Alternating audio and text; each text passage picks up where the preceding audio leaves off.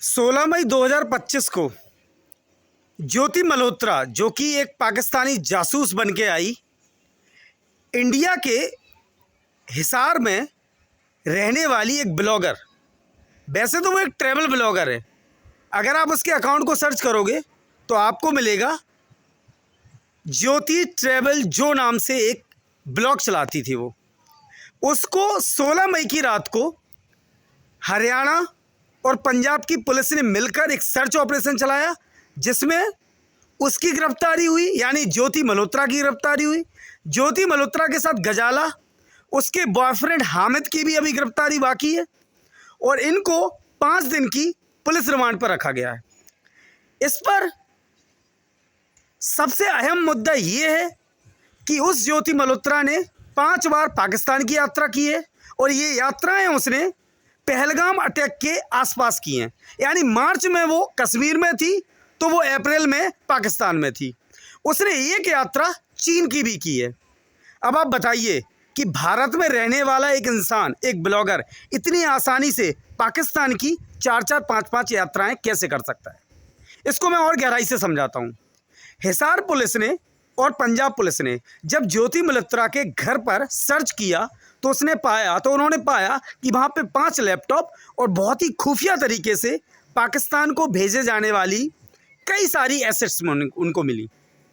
इसे आप दूसरे पहलू से समझें। जब उसको रिमांड पर लिया गया तो उसने सबसे पहले जो नाम उगला वो है हामिद का। और मैं आपको बता दूं, हामिद कोई नॉर्मल इंसान नहीं है। हामिद हमारे भारत और पाकिस्तान की एम्बेसी का एक बहुत ही हाई रैंक का ऑफिसर है।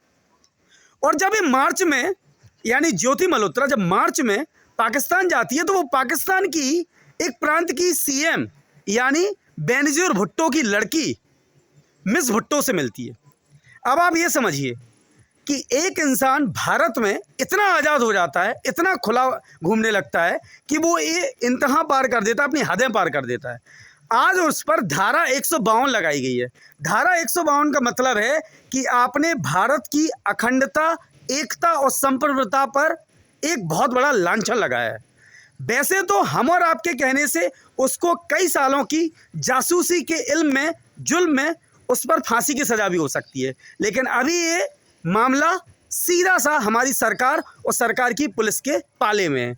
अभी आपको ये समझना होगा कि एक इंसान कैसे थोड़े से पैसों के लालच में भारत की बहुत ही खुफिया जानकारी पाकिस्तान जैसे एक हमारे पड़ोसी दुश्मन को दे सकता है।